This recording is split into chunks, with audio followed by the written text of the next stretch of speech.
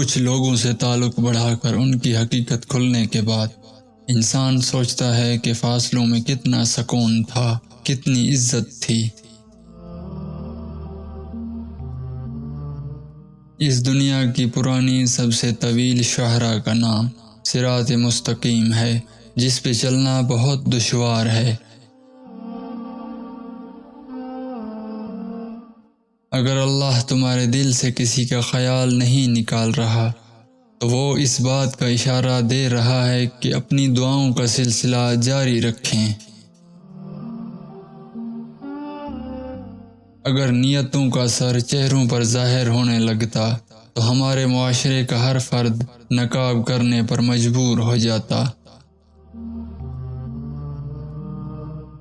لوگوں کے دلوں میں اپنا مقام اس طرح بناؤ، اگر مر بھی جاؤ تو تمہارے لیے دعا کریں، اور اگر زندہ رہو تو ملنے کی آرزو کریں۔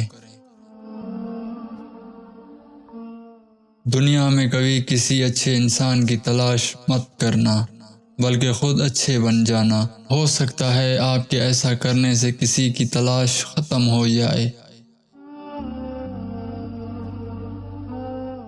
غصہ ایک خنجر ہے جو انسان اپنے ہی دل میں بھونک دیتا ہے۔ انسان جس شخص پر تنقید کرتا ہے اور جس میں عیب نکالتا ہے اور جس کو برا سمجھنے لگتا ہے، بالآخر وہ ویسا ہی ہو جاتا ہے۔ کبھی کبھی ہم تھک جاتے ہیں یہ ثابت کرتے ہوئے کہ بے شک ہمارا طریقہ غلط تھا، لیکن ارادہ نہیں۔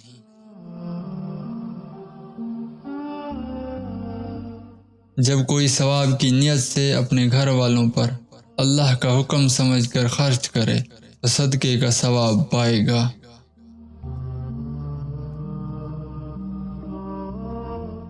لوگوں کے بدلے ہوئے مزاج ہی تو ہمیں انسان بناتے ہیں، ورنہ ہم تو سمجھ ہی نہیں پاتے کہ زندگی کتنی مشکل ہے۔ دشمن بنانے کے لیے ضروری نہیں کہ لڑا جائے، بس تھوڑے سے کامیاب ہو جاؤ، یہ سب آپ کو خیرات میں مل جائیں گے۔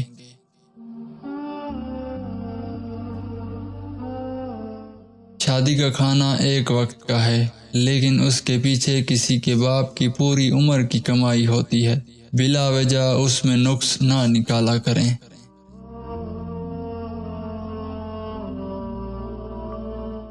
میں نے بس یہی سیکھا، اگر کسی کے پاس رہنا ہے تو تھوڑا دور رہنا چاہیے۔